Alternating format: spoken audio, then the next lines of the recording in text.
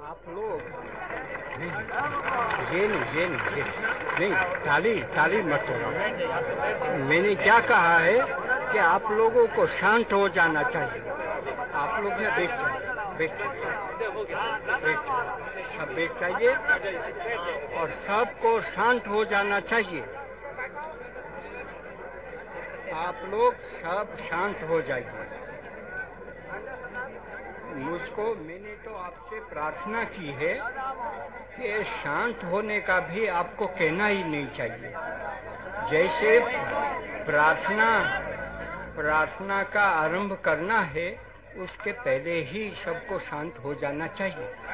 अभी कैसा अच्छा लगता है, देखो बस। हाँ, ये बैठ जाए, यहाँ जो है वो सब बैठ जाए, सबको बैठ जाना चाहिए।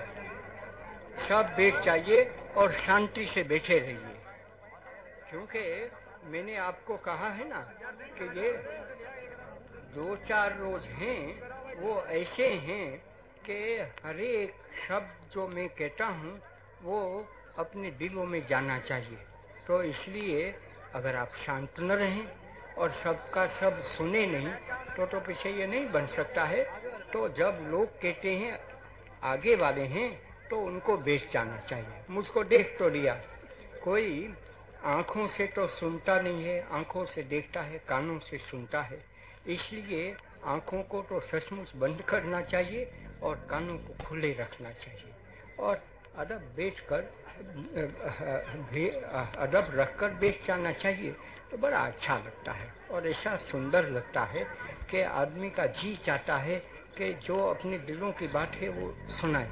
इसलिए मेरी ये प्रार्थना है आपको कि सब कोई आपस में बात न करें, लेकिन शांति से बैठे रहें जब तक मैंने बोलने का खत्म नहीं किया है वहां तक। अभी रखो। नम्यो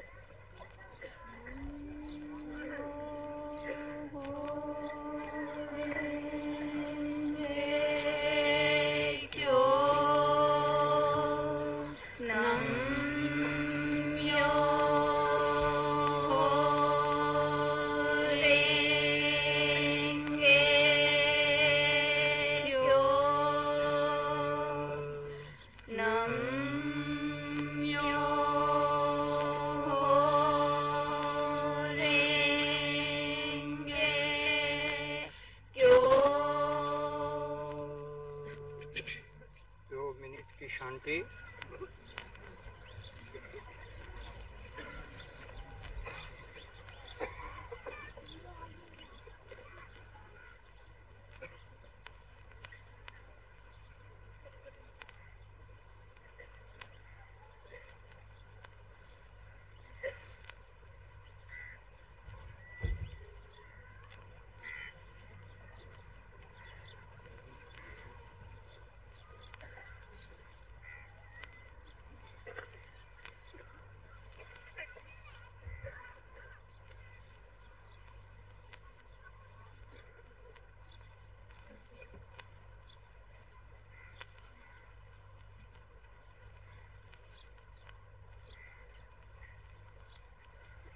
प्रार्थना।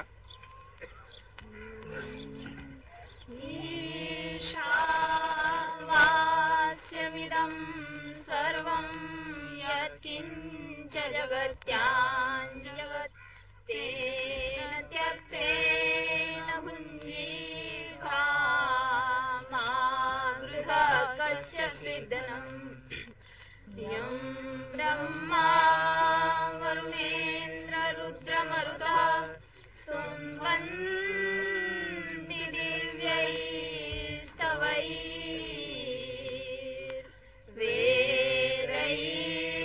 साङ्गपदार्थैः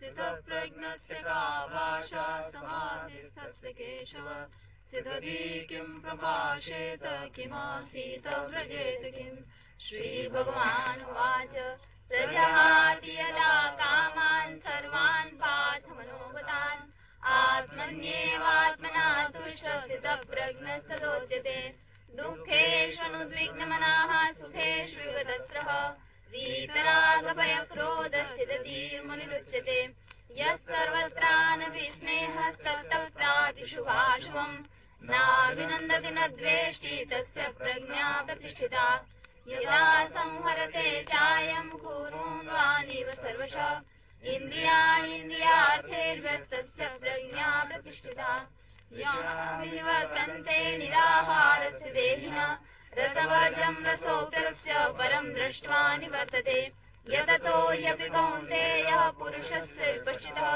इन्द्रियाणि प्रमाथीनि हरन्ति प्रसवम् मनः तानि सर्वाणि संयम्य युक्तासीत मत्परः वशे हि यस्य इन्द्रियाणि तस्य प्रज्ञा प्रतिष्ठिता ध्यायतो विषयान् पुंसः सङ्गस्तेषुपजायते सङ्गात् सञ्जायते कामः कामात् क्रोधो विजायते क्रोधात् भवति सम्मोहः सम्मोहात् स्मृतिभ्रमः स्मृतिभ्रंशात् बुद्धिनाशो बुद्धिनाशात् प्रणश्यति रागद्वेषवियुक्तैस्तु विषयानिन्द्रियैश्चरन् आत्मवश्यैर्विधेयात्मा प्रसादमधिगच्छति प्रसादे सर्वदुःखानां हानिरस्योपजायते प्रसन्नचेतसो ह्याशु बुद्धिः पर्यवतिष्ठते नास्ति बुद्धिर्युक्तस्य न चायुक्तस्य भावना न चाभावे तच्छान्तिरशान्तस्य कुतः सुखम् इन्द्रियाणां हि चरतां यन्मनोनुविधीयते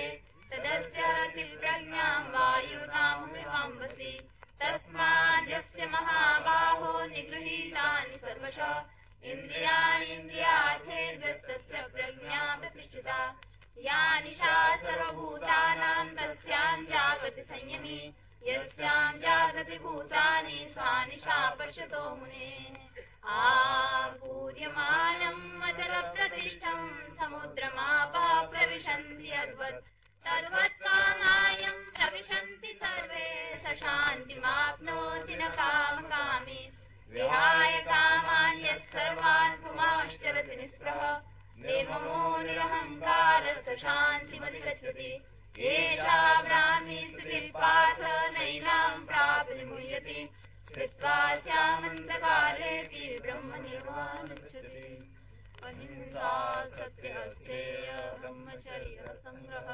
शरीरत्र भयवर्जन सर्वधर्मी समानत्व स्वदेशी स्पर्शभावना ही एकादश सेवा नम्रत्वे व्रतनिश्चये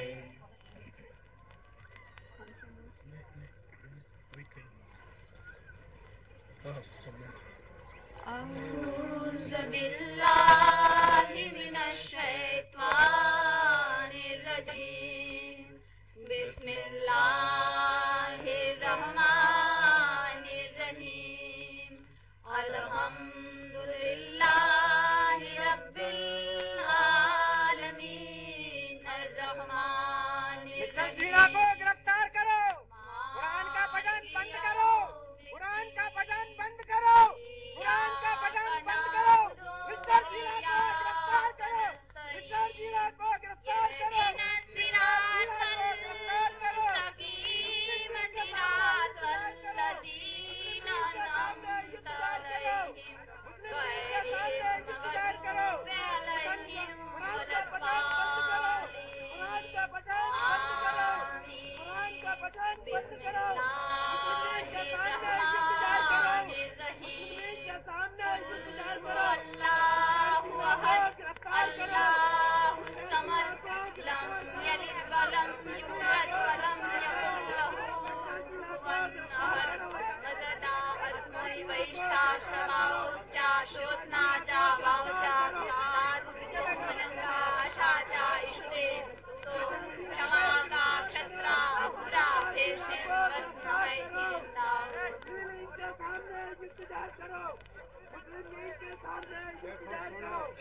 अभी सुनो, कुरान कुरान शरीफ का तो हो गया।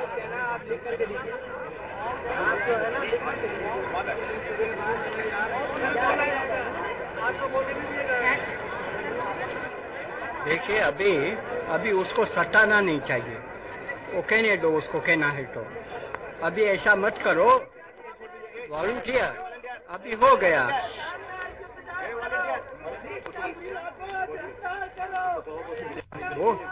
वो कहाँ से गिरफ्तार करेंगे?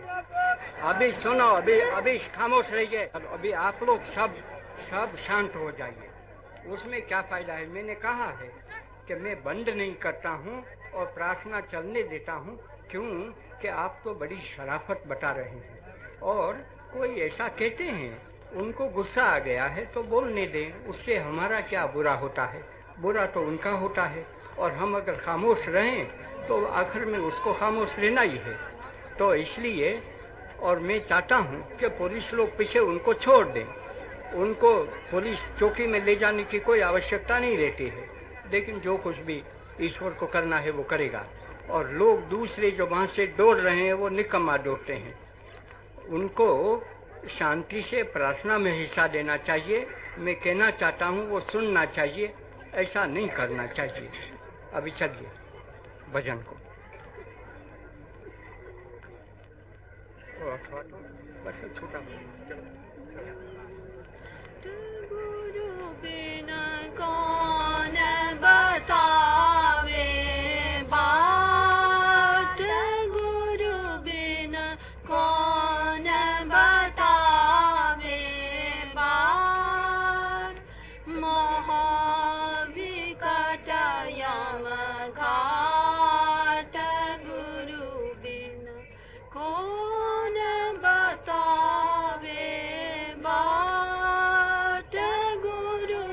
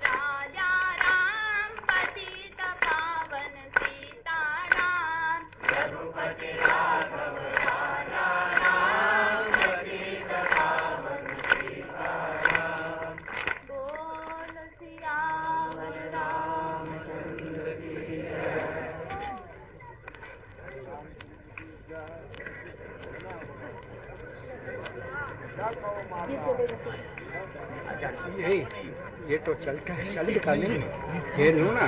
नहीं, इसी में बोलना है आपको। हैं? इसी में बोलना है। यही तो मैं कहता हूँ ना। वो तो उनको चाहिए, वो सब खोल माल किया है, क्या करें। भाइयों और बहनों, वो भाई जो अंग्रेजी टोपी पहनकर बोल रहे थे कि दो चीज़ तो साथे मिला दी, वो भी कैसी बात है कि एक तो कुरान का पढ़ना बंद करो, वो तो कहना ही नहीं चाहिए उनको, और दूसरी जीना ठीक तो कहते थे, वो तो मैं भी मानता हूँ, ठीक कहते हैं, आपके साथ में मिल जाता हूँ। अभी सुनिए तो से, सुनने बिना क्यों आप बोलते हैं ऐसा, और ऐसा कहोगे तो फिर तो वो तो मुझको बोलना तो है, आप कितना भी चीखे तो भी, तो थोड़ी सी अदब रखनी चाहिए। मैं आपको साथ देता हूँ, वो भी आपने खामोशी भी नहीं रखी कि मैं क्या कहना चाहता हूँ। तो मैं तो वो कहते हैं कि जिन्ना साहब को गिरफ्तार करो, आपकी तो ताकत तो है, मेरी भी ताकत है, लेकिन कैसे हो सकता है वो मैं आपको बताना चाहता हूँ। वो जो कहते हैं कि ठीक तो है, उससे तो गिरफ्तार होने वाले, इतना ही नहीं, वो तो क्या बिगड़ेगी। और वही मैं जो यहाँ जब से आया हूँ तब से आप लोगों को, हिंदुस्तान को ये कहो कि सिखा रहा हूँ, लेकिन वो तो बड़ी बात हो गई, मैं शिक्षक कहाँ का, लेकिन इतना तो है कि पागल आदमी भी बता तो सकता है। तो मैं आपको 15-20 साल से बता रहा हूँ, और वहाँ जनूबी अफ्रीका से तो यही कहो कि जब मैं वहाँ गया तो 98 साल में गया, तब से वही बात बता रहा हूँ। तो देखिए कितने बरस हो गए, 47 तो ये और 60 दूसरे, तो 54 बरस हो गए। 54 बरस से मैं वही बात बता रहा हूँ कि हमारे शत्रु को कैद कर लेना है। शत्रु है ना जिन्ना साहब, मैं तो उनको शत्रु मानता है। मैं तो यही आपको कल कहा कि मैं तो उनका नुमाइंदा हूँ, क्योंकि उनके साथ मैंने दस्तखत की। तो यह कहो कि मेरे साथ उन्होंने दस्तखत की है कि बात तो हो गई। इसी तरह से नहीं, लेकिन मैं तो जो अपने को मेरा शत्रु मानते हैं उनका भी नुमाइंदा हूँ, क्योंकि मैं उनकी दुश्मनी नहीं करता। मैं जो बात कहूँ वो सही बात कहता हूँ। तो पीछे अंग्रेज मेरे दुश्मन बन गए थे, मैं उनका दुश्मन नहीं बना। इसलिए मैंने अंग्रेज़ों को भी सुनाया कि मैं तो आपका भी प्रतिनिधि हूँ। इसी तरह से मैं तो जिन्ना साहब का भी प्रतिनिधि हूँ। हिंदुस्तान में जितने अपने को दुश्मन मेरे माने उनका भी प्रतिनिधि हूँ। एक तरह से नहीं, वो कहें कि जो वो कहाँ का हमको हमारा प्रतिनिधि बना। हम कहते हैं, दुनिया को सुनाते हैं कि नहीं है, वो सुना दिया। वो बात भी सही, उनकी बात सही, लेकिन मेरी भी सही। मेरी क्यों सही है? क्योंकि मैं तो उनका दोस्त बनकर उनके लिए भलाई की बात करता हूँ, इसलिए मैं उनका प्रतिनिधि बन जाता हूँ। तब मैंने आपको कहा कि एक तो आदमी दूसरों को कैद रखते हैं तो दुश्मनी से रखते हैं, तो मारपीट का एक सिलसिला पैदा हो जाता है। या तो मोहब्बत से कैद रखते हैं, जैसे आपको मैं कैद रखता हूँ ऐसा कहा जाए, वो तो भाषा तो थोड़ी बिगड़ गई ऐसा कह सकते हैं, लेकिन आप मेरी बात तुरंत मान जाते हैं और अदब से बैठ लेते हैं, सुनते हैं, तो एक किस्म का ये शायद मैं कह सकूँगा कि आपको मैं कैद बना देता हूँ। उसी तरह से मैं आपको कहता हूँ कि जिन्ना साहब को किसी न किसी रोज़ हम कैद कर लेंगे। इस तरह से नहीं, उनको पुलिस तो क्या पकड़ें कैसे पकड़े, मुझको क्या पुलिस पकड़ कर करें। खान साहब यहाँ बैठे हैं, उनको कैसे पकड़ सके, लेकिन उनको कैद मोहब्बत तो कर सकती है। जो कैद उनको सल्तनत नहीं दे सकी, और दें तो भी वो कैदी सचमुच उनके नहीं बन सकते हैं, लेकिन मोहब्बत से तो वो कैद हो जाते हैं। तो जिन्ना साहब को मोहब्बत से कैद कर सकते हैं। मैं नहीं कहता हूँ को एक दिन में कर सकते हैं, हो सकता है, और अकेला मैं कर सकता हूँ तो आज मैं उसको यहाँ लाऊं और आपके सामने खड़ा रख दूँ कि देखिए मैं कैद करके जिन्ना साहब को लाया। तो वो टोपी वाले थे वो सही, और दूसरे आदमी ने कहा कि कैद करो वो सही कहता है, वो सही कि मैं सही। कोई रोज अगर मैं जिंदा रहा तो वो भी हादसा आपको बता दूंगा। मैंने बातों बताया। एक शख्स का नाम था मीर आलम, वो कहाँ का था, इनके मुल्क का था, वो सरहदी सूबे का था, पठान था, और ये भी तो पहाड़ से लगते हैं ना, उससे भी ऊंचा था, और बदन भी ऐसा तकड़ा था, और मेरा तो वो दोस्त था, और हमेशा मेरी ऑफिस में आता था। मीर आलम को जो मैं कहूँ वो बस एक ऐसा ही कहो ना कि खुदाई आवाज बन गया कि मीर आलम ऐसा करो तो ऐसा ही कर लेता। लेकिन एक वक्त बिगड़ा तो मेरा दुश्मन बन गया। वो सारा का सारा किस्सा तो आपको नहीं समझाना चाहता हूँ। तो उसने क्या किया, तो ईश्वर यहाँ मुझको, और वो भी लाठी तो कैसी थी, लेकिन ईश्वर को दूसरा करना था ना, तो उसकी लाठी मेरी वो यहाँ तोड़ना था। उस लाठी में तो शीशा भरा था, उससे एक बराबर यहाँ लगाई, लेकिन यहाँ के बदले में यहाँ लगी, और पीछे ये दांत थे ना, तो वो तो टूट गए, बिल्कुल तो नहीं गए, और यहाँ से चीरा काप पड़ गया। वो मीर आलम खान का नहीं था, लेकिन मुझको तो टम्बर आ गया, तो पड़ा तो पत्थर का पेवमेंट था, उस पर पड़ा, और पीछे एक अंग्रेज था, उसने मुझको उठा लिया, और पीछे दूसरा अंग्रेज था, उसके घर में मुझको ले गए, और आज मैं जिंदा हूँ। लेकिन हुआ क्या कि उसको पीछे मैंने कैद कर लिया। कैसे कैद किया कि मीर आलम की आंखें खुल गई कि वो मानता था ऐसा मैं लालची आदमी नहीं हूँ। उनको किसी ने सिखा दिया, पठान ऐसे ही रहते हैं, भोला रहते हैं, बादशाह रहते हैं, इसलिए वो बादशाह बन गए क्योंकि भोले हैं। उनको सब आदमी वो खतरा में डाल सकते हैं। कैसे?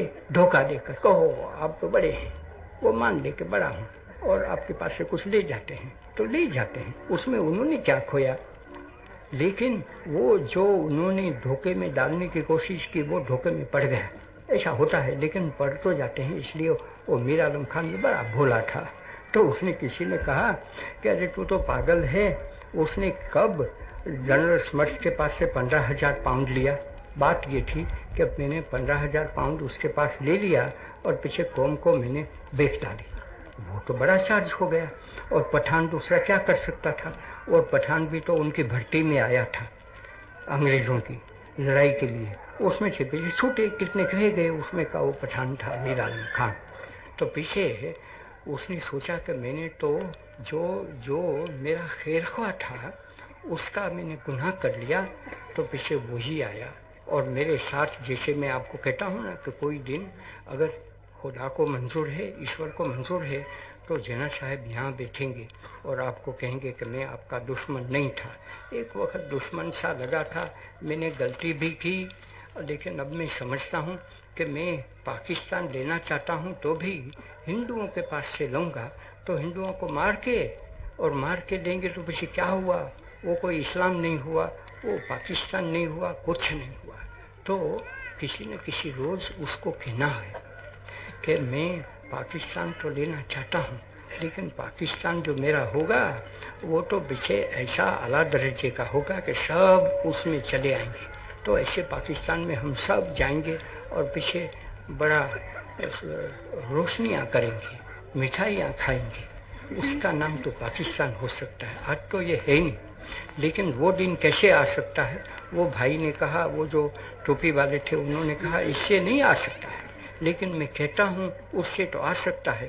तो उसमें क्या को उसमें कोई यूं आप मानते हैं कि मैं बुज़दिल आपको बनाना चाहता हूँ, और या तो मैं ये कहना चाहता हूँ कि आपको झूठी उनको खुशामद करें। ये बात नहीं है, खुशामद करने की बात नहीं है, लेकिन बहादुर बनने की बात है। मैंने कहा ना कि वो सीख है, एक सीख को 1.25 लाख के बराबर है। उसका मायना मैंने बता दिया, दोबारा मैं आपको बताना चाहता हूँ कि इसके माने ये हो गया कि 1.25 लाख आदमी अगर हाजिर हो जाएं तो उनके सामने एक खड़ा रहेगा, और खड़ा रहकर क्या करेगा, उसके पास तो रहता है ना क्या, किरपान खोल कर नहीं, वो किरपान तो निकम्मी बात है, लेकिन वो रखता है। उसका मतलब ये है कि मैं कोई किरपान के मातीहत नहीं होने वाला हूँ, इसलिए मैं किरपान रखता हूँ। किरपान दूसरों को मारने के लिए नहीं, लेकिन ये बताने के लिए कि 1.25 लाख आदमी जमा होंगे तो भी मैं उनका सामने खड़ा रहूँगा। और कहूँगा कि अच्छा आपको जो कुछ भी करना है वो कीजिए, मैंने कोई गुनाह तो नहीं किया है, लेकिन मारना है मुझको मार डाले। तो आप 1.25 लाख में से क्या एक आदमी आकर मुझको मार सकता है, लेकिन मैं आपको नहीं मारूंगा। ये आपको आप ऐसा कहने वाले हैं कि बुज़दिल था। मैं कहता हूँ कि जो बुज़दिल उनको कहेगा वो बुज़दिल है। तो मैं तो आप लोगों को वो बहादुरी सिखाता हूँ। ऐसा नहीं कि वो कहते हैं वो निकम्मी बात है वो भी करो क्योंकि वो मार डालेगा। इसलिए मैंने आपको कहा कि सारा हिंदुस्तान जल जाए तो भी हम पाकिस्तान नहीं होने देंगे, उसमें हम कभी शरीक होने वाले नहीं हैं। हाँ, शरीक होंगे उससे नहीं, हम उसमें मदद देंगे। कब?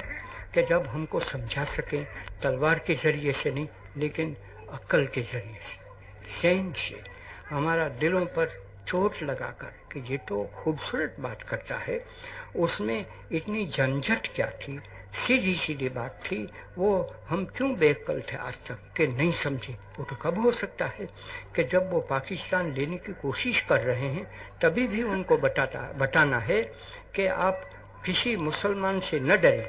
मुसलमान वो नहीं है कि जो दूसरों को डराता है तो कैसे, क्योंकि वो खुदा परस्त है। इससे कि लोग उससे, आप लोग ऐसा कहे ना, वो तो बेवकूफ़ होंगे, वो कहें कि मुझसे आप डरते हैं, मुझसे क्या डरते हैं।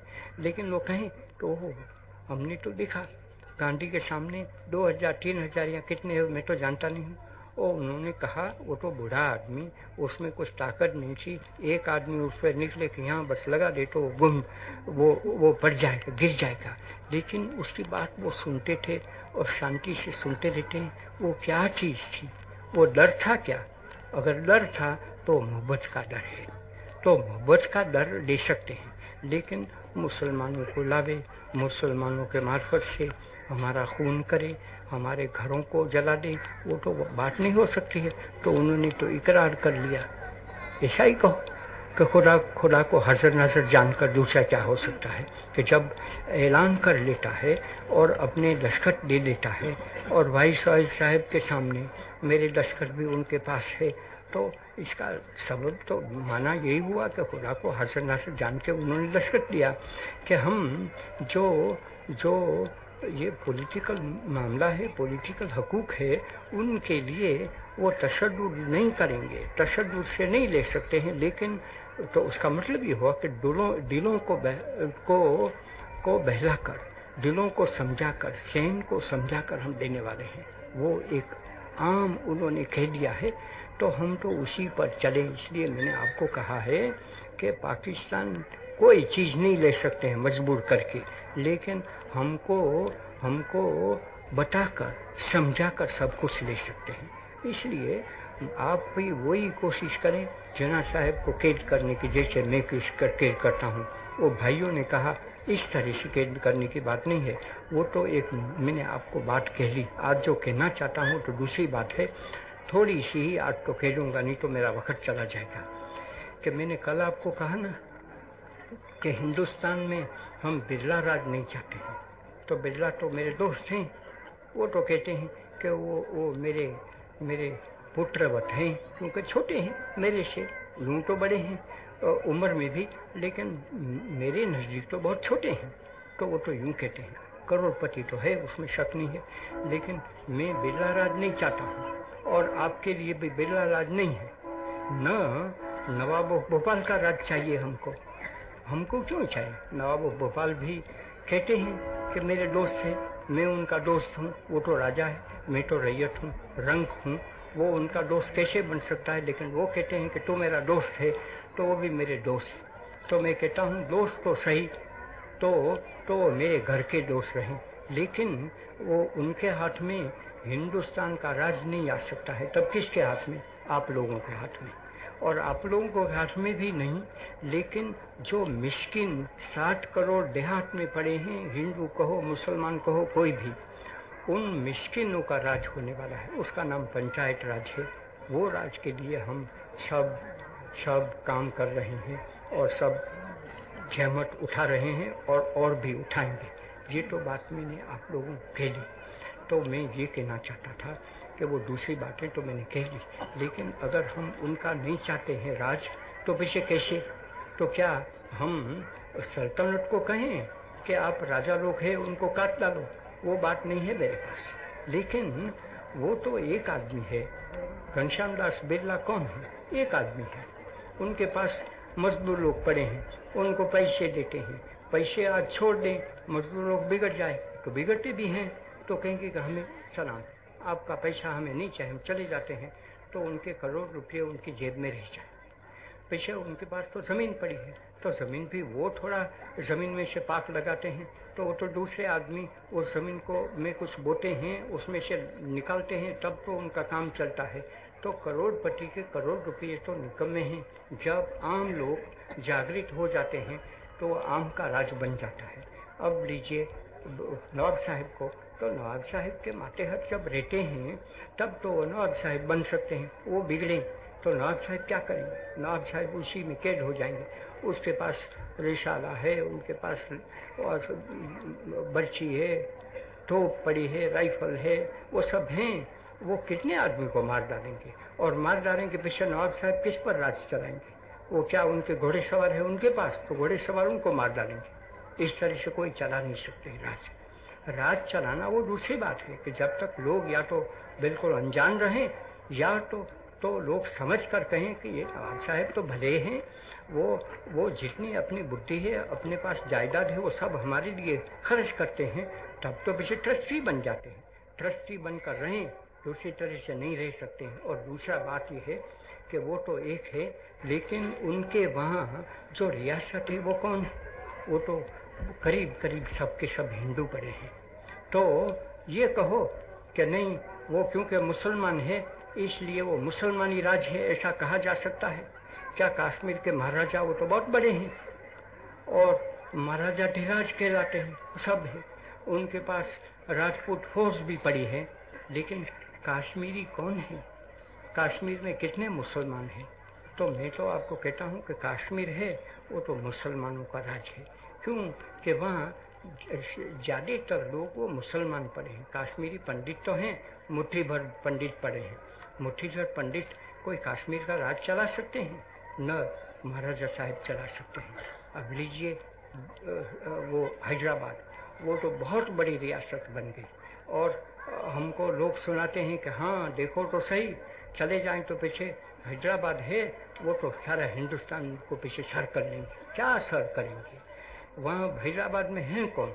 हैदराबाद में जो लोग पढ़े हैं वो तो हिंदू पढ़े हैं, मुसलमान पढ़े हैं, मुसलमान कुछ आ गए हैं, वो भी हैं, थोड़े हैं भी सही, लेकिन सचमुच जो वहाँ रैयत पड़ी है वो तो हिंदू पढ़े हैं। तो ये खूबी की बात पड़ी है कि जिस जगह पे जब हमको स्वराज मिल जाता है उसके मानी क्या है। और अगर अंग्रेज सच्चे हैं, और मैं आपको कहना चाहता हूँ कि अंग्रेज़ों ने जो कर लिया है वो सच्चाई से किया है, ऐसा मेरे पर असर हुआ है। अगर वो सच्चाई से किया है, उसमें कोई फरेब नहीं है, तो पीछे उनका थोड़ा थोड़ा हाथ वहाँ हैदराबाद में रखे, भोपाल में रखे, कश्मीर में रखे, त्रावणकोर में रखे, इधर उधर जो बड़ी रियासत है, बड़ौदा में कहो, राजकोट में कहो, तो वो तो दगाबाज होने वाले हैं। अगर वो दगाबाज नहीं होते हैं तो पीछे पैरेमंशी छोड़ दी उसका मानी क्या कि पीछे राजा मिट गए, राजा वो रैयत बन गए। लेकिन उनके पास अक्ल है, होशियारी है, और वो कहते हैं कि हम तो आपके खादिम हैं। जैसा मैंने सुना तो सही, करते हैं ऐसा कि नहीं, कि वो पुराने बीकानेर महाराज थे ना, मालवीय जी महाराज जब जिंदा थे, और जब मैं तो नया सया था तो वहाँ मुंबई में, तो वो और पीछे ग्वालियर के, उन्होंने कहा कि हम तो रैयत जैसे हैं। और वो मालवीय जी महाराज बैठे थे, और मालवीय जी महाराज के पास मैं तो बहुत छोटा था, तो मुझको भी कुर्सी में बिठा दिया, और वो दो महाराजा वो हमारे पैरों के पास बैठ गए।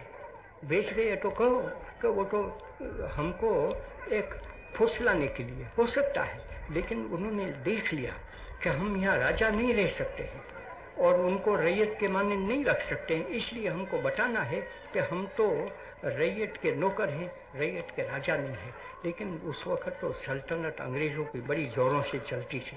आज तो वो सल्तनत यहाँ अपने आप निकल जाती है, इसलिए मैं नहीं कहूँगा कि सल्तनत डूब जाती है, लेकिन यहाँ से सल्तनत हट जाती है अपने कामों के लिए, अपने कारण से, या तो हमारी ताकत से जो कुछ भी हो, तो वो सल्तनत जब हट जाती है और उसमें कोई कोई दगा नहीं है, तब तो होता है क्या, वो जितने राजा है वो रैयतों के सेवक बनते हैं, तब तो वो रह सकते हैं। लेकिन वो कहें कि नहीं, हम तो कॉन्स्टिट्यूंट असेंबली में नहीं आएंगे, अथवा तो ये कहें कि जितने मुसलमान राजा हैं वो मुस्लिम लीग के साथ रहेंगे, जितने हिंदू राजा हैं वो हिंदू के साथ रहेंगे। हिंदू तो कोई है नहीं, सचमुच तो कांग्रेस है।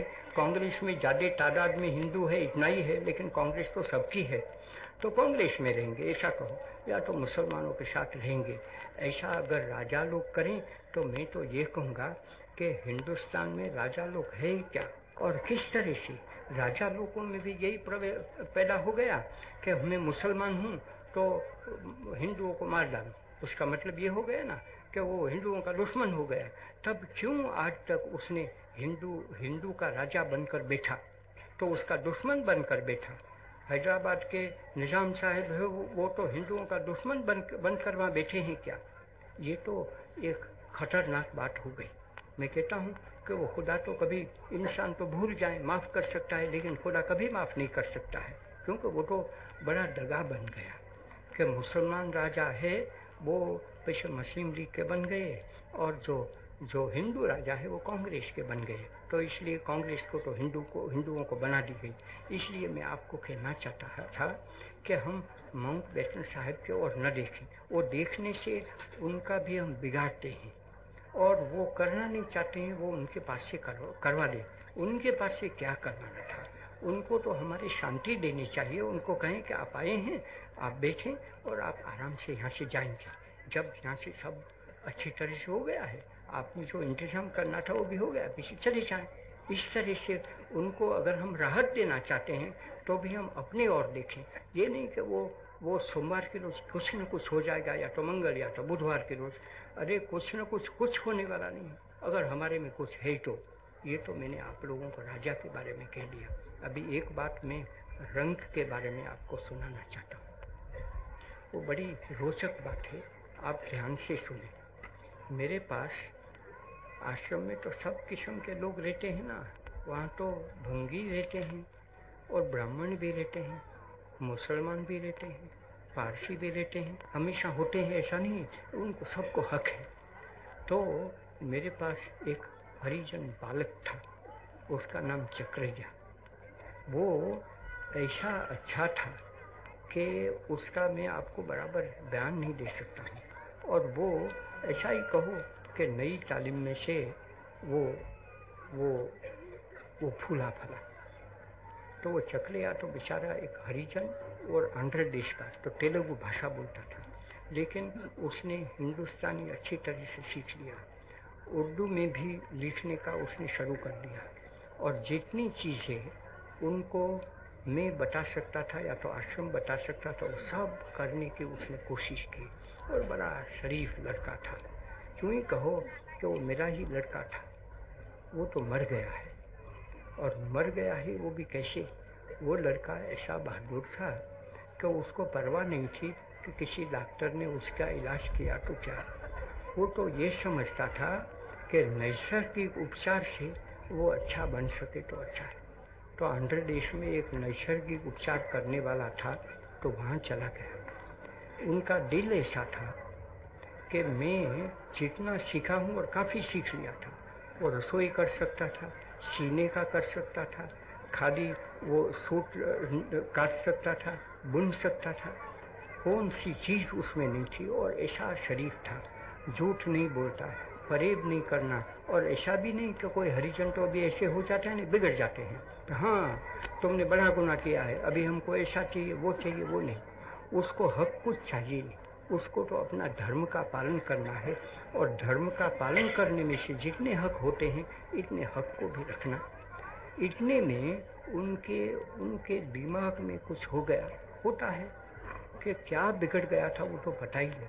तो बेचारा को चक्कर आ जाता था। उस पर से चक्रैया नाम नहीं था, लेकिन चक्कर उसको आता था, तो वो गिर जाता था। तो पीछे वो बांद्रा देश में जाता था इस जगह पे, और वहाँ जाकर कुछ अच्छा रहता था। पीछे आश्रम में आता था, आश्रम को तो वो कभी बोला ही नहीं। तो इस तरह से था अभी भी वहीं गया था वो कि नैसर्गिक उपचार का अच्छी तरह से समझ लें तो पैसे आश्रम में नैसर्गिक उपचार के मार्फत से सबको अच्छा करें। लेकिन भगवान ने दूसरा ठाना था। तो वो लड़का बीमार होकर आया तो पीछे उसने नहीं कहा कि मुझको डॉक्टर के वहाँ ले जाओ, लेकिन सीधा लड़का था। पीछे वहाँ अस्पताल चलती है तो अस्पताल चलाती तो ये सुशीला बहन चलाती है, लेकिन वो चलाती है तो वो तो यहाँ वहाँ तो नहीं बैठी है और वहाँ सारा दिन भर थोड़ी बैठ सकती है। तो वहाँ एक हरिजन है, उसका नाम प्रभाकर है, वो सब चलाता है, लेकिन वो तो ऋषि जैसा है इसी और उसको दूसरा चाहिए ही नहीं। आप मुझको पूछें कि कुछ उसको डरमाया देते हैं, कोई डरमाया देता ही नहीं है। लेने देने की तो बात है, उनके पास से सेवा देना वही मेरा तो काम रहा। तो इस तरह से वो करता है। तो उन्होंने और आश्रम में सब थे, उन्होंने सोचा कि अभी चक्रिया अच्छा नहीं होता है, उसकी आंख बिगड़ रही थी और करीब करीब चली गई थी, तो उसको मुंबई में भेज दिया। तो मुंबई में भी पीछे आश्रम की एक लड़की है, वो भी यहीं कहीं पड़ी है। तो वो लड़की डॉक्टर ही सीख रही है, तो बड़ी हो गई है, लेकिन हुआ ना ऐसा कि मैं ज़्यादा सेवा करना चाहती हूँ। तो वो डॉक्टरी तो वो जब होगी तब, अभी तो 1 बरस बाकी है, बड़ी मेहनत करती है। लेकिन जितने आदमी जाते हैं ऐसे, उनकी सेवा तो वो कर ही लेती है। तो उसको दिखा कि लीलावती बहन तुम्हारे चक्रिया को देख लेना है। तो चक्रिया रहा वहाँ, वो उसकी सेविका बन गई, उसकी डॉक्टर नहीं बनी, वो तो अभी डॉक्टर जो सीख रहे हैं। तो वहाँ अच्छे डॉक्टर थे, उनके मार्फत से उनको शस्त्रक्रिया करना ऐसा तय हुआ। मुझको टार दिया कि चक्रिया पूछता है कि बापू क्या कहता है वो करो, तो मैंने टार दिया कि डॉक्टर कहते हैं ऐसा करो। उसको भले ऑपरेशन बहुत कठिन था, कठिन तो ऐसा कि कोई बचते हैं बाकी मर जाते हैं। चक्रिया मर गए तो मैंने आपको सुनाया, वो मर गया इसलिए तो आपको सुनाना पड़ता है। और राजा के सामने और राजा के साथ मैंने चक्रिया को रख लिया। क्यों जानबूझकर मैंने रखा है कि अगर हम माइयों को बच्चों को पैदा करना है तो चक्रिया के जैसे पैदा करें। वो एक तुलसीदास का है, वो तो मैं तो अभी भूल गया हूँ तुलसीदास का है क्या का, तो वो मैं सुनाना नहीं चाहता हूँ। लेकिन ऐसा तो है कि अरे जननी, तुझको अगर पैदा करना है तो दाता को पैदा कर या तो शूरवीर को पैदा कर। तो चक्रिया तो मेरे नज़दीक दाता भी था और शूरवीर भी था। शूरवीर था क्यों कि किसी को मारता नहीं था, लेकिन मरते दम तक उस लड़का ने मुझको खत लिखा है, वो तो समझने के लायक खत है। और वो बेचारा अंधा सा था, तो एक एक अक्षर उसने निकाला है ना, तो देखने के लायक है, ऐसा उसका खत है। और उस खत में तो वो सब लिखता है, आपको सुनाना नहीं चाहता हूँ अगरचे वो है तो हिंदुस्तानी में, लेकिन इसमें इतना है कि ऑपरेशन तो मैं कराना नहीं चाहता हूँ वहाँ पड़ा है तो भी, लेकिन मैं तो वो नैसर्गिक उपचार करूं, अगर मुझको हुक्म मिल जाए तो उसमें मैं मर जाऊं तो कोई परवाह नहीं है उसको। लेकिन अगर हुक्म होगा कि करना है तो ऑपरेशन करवा लूँगा, उससे मर जाऊंगा तो उसमें क्या परवाह है। ईश्वर का नाम लेते लेते मैं मर जाऊंगा। तो वो लड़का ईश्वर का नाम लेते लेते मर गया। तो वो लड़का तो एक तो बहादुर था, सच्ची तरह से का वो बहादुर था, और उसके साथ वो लाटा था कि जितना उसके पास था वो सब, जैसा हम मंत्र पढ़ते हैं ना, ईशावास्यम इदम सर्वम, उसी के मुताबिक वो, उसमें तो यही है ना मंत्र में कि जो कुछ भी तेरे पास है वो तेरा नहीं है, लेकिन मेरा है, ईश्वर का है। और दूसरा का है उसका, उस पर तो उसको नजर भी नहीं डालता है। वो चक्रिया ने किया है। और क्योंकि हरिजन होते हुए तो भंगीशा बना, ऐसा होते हुए वो सच्चा भक्त था। उस भक्त का नाम लेकर पर आपको समझना चाहिए कि हम तो हरिजनों की छुआछूट क्या रखते हैं और किसी से छुआछूट क्या रखें। और ऐसा हरिजन लड़का, उसमें इतना ज्ञान था कि उसके दिल में ये नहीं था कि अच्छा वो एक मुसलमान है, दूसरा हिंदू है, तीसरा क्या है, कुछ है। उसके सामने सब इंसान थे और सब इंसान का वो सेवक रहा। और इतना बहादुर लड़का था कि मैं तो रो नहीं सकता हूँ, रोना शुरू कर दूँ तो किसके लिए रोऊँ और किसके लिए खुश रहूँ, किसके लिए खुश रहूँ। लेकिन मैं ये तो समझता हूँ कि मैंने एक बड़ा बहादुर और बड़ा दाता ऐसा लड़का को खो डाला। वो खोने के तो अभी तो 2 दिन हुए हैं। और लड़की तो पीछे वहाँ रह नहीं सकी।